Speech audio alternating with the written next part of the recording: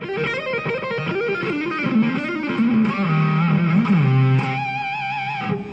Joe Satriani, and I'm going to show you 10 tips to make you a successful guitar player.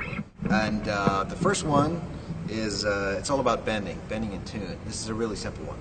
You hit a note, let's say this one here. You drop down a little bit and you bend up to it to try to get it in tune. But here are the mechanics of it.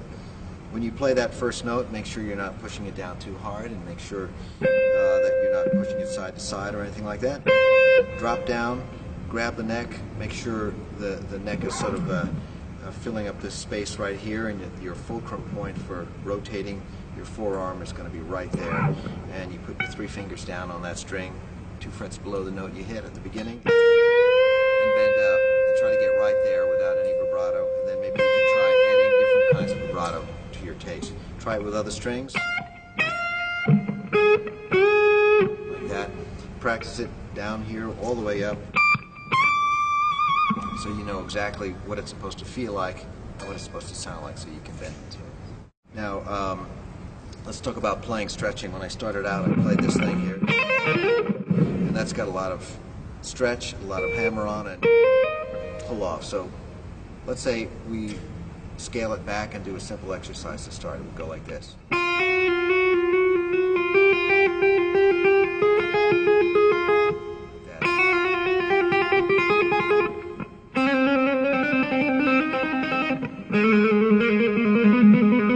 Now, a variation on that would be to stretch your first 2 fingers, your third. You do that on every string, and then experience it further up the neck. You combine that strength building with this kind of an exercise. And this. So you've got basically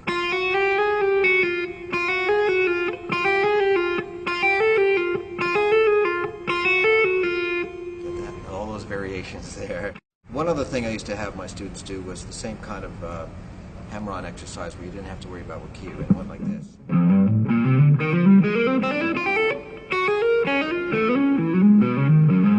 Just kind of get used to doing this.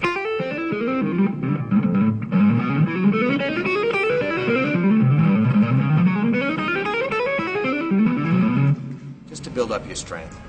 Eventually, when you get around to playing scales, you apply all this flutter, strength, and coordination, and that kind of stuff, and this to scale.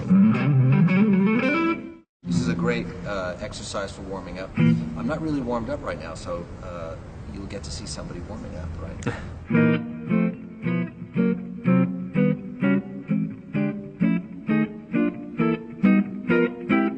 Do the same kind of thing on the first 4 strings. Last 4. Combine them. First couple of strings.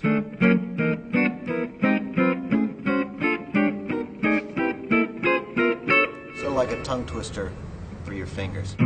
It's a great way to warm up. I do this every night before a show. You can use any chord form to do it. You can use, let's say, these diminished chords.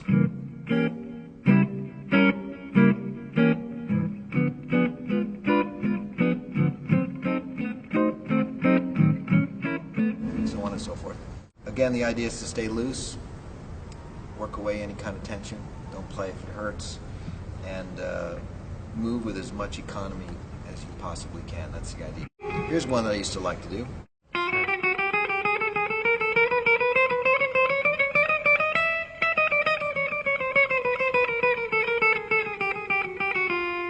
Sounds wonderful, doesn't it? I learned this from a guitar player named Billy Bauer, famous jazz player. And it's a great way to work out picking and fingering that's slightly unusual, not part of your normal idiomatic, rock kind of styling. And when you do it on all the strings, it takes on a whole new sort of technique of its own, because you find you have to lift up your fingers in a different way because of the size of the string, and then as you go up, same thing. When you get to the top, or halfway up, let's say at the 12th fret, when you go backwards,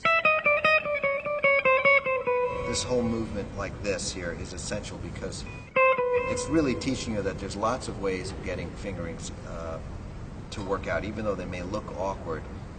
There's a way of getting it together where if you practice it enough, it becomes natural to you. Now, to get out of the box of doing scales in just 2 octaves and 3 octaves, something that I learned from Lenny Tristano, the great Lenny Tristano, was not to worry about the timing of when you're playing scales, but really just try to cover the entire neck. So let's say if you're doing this E major, you really wanted to see me play all the way up as far as it could go and all the way down. Didn't worry about timing or fingering. The idea is to be able to look down at this neck and really see every key that you want clearly laid out with any number of paths available to you. Another way of doing that would be maybe, let's say if you're practicing an E, is to let that low E ring. Keep hitting it as your pedal point and try to improvise around the E major scale. Now if you don't know how to get around or visualize the whole neck, just sort of zone in on a couple of those 2 and 3 octave fingerings that you find in a book. Try to replace a couple of notes. You know what I mean? And then once you find those same notes everywhere, then you time together. So it's just like learning how phrases in different octaves fit on the guitar. You'd have to do the same thing with the other note phrases. 1, 2, 3, 1, 2, 3, 1, 2, 3, like that. And then slowly you start to put it together. I like the improvising method because it still keeps you in the creative mode. It keeps you out of that just practicing and not listening kind of style, which I don't really like.